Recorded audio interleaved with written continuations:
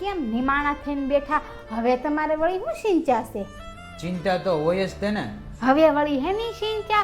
હવે તો દીકરો ને દીકરી બે પહોંચી ગયા. હવે તો મંદિરે જાઓ, દેવ દર્શન કરો અને જલસા કરો. આપણા દીકરો દીકરી પરણી ગયા છે, પણ હજી ભાઈનો દીકરો બાકી છે. ચિંતા તો હોય જ તે ને. એની ચિંતા તમે શું લેવા કરો? આપણા દીકરો દીકરી પરણી ગયા છે, એના દીકરાને પરણાવો છે તો પરણાવશે, એ ચિંતા કરશે. તમે શું લેવા એની ચિંતા કરો છો? અમે એક માના બે દીકરા છીએ. આપણા છોકરાનો વ્યવહાર કરવાનું હતું ને ત્યારે મારો મોટો ભાઈ બહુ દેડો હતો. એટલે શું એનો ગણ આપણે હવે ભૂલી જવાનો? જ્યારે આપણા દીકરાનું વ્યવસાય બાકી હતું ત્યારે તો તું મોટા ભાઈ કરતી હતી. હવે આપણા દીકરા દીકરીના લગ્ન થઈ ગયા એટલે શું મોટા ભાઈના ગણ ભૂલી જવાના? સાચી વાત છે તમારી.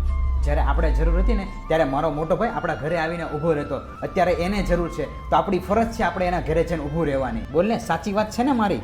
હા, તમારી એકદમ સાચી વાત છે. મારથી ભૂલ થઈ ગઈ, હું મોટા ભાઈનો ગણ ભૂલી ગઈ. મારથી આવી ભૂલ હવે કોઈ દિવસ નહીં થાય.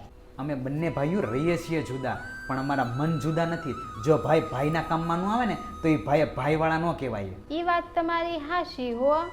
હવે તું સમજી. પરિસ્થિતિ ગમે તેવી હોય, ભાઈ આગળ ઊભો રહી જાય છે.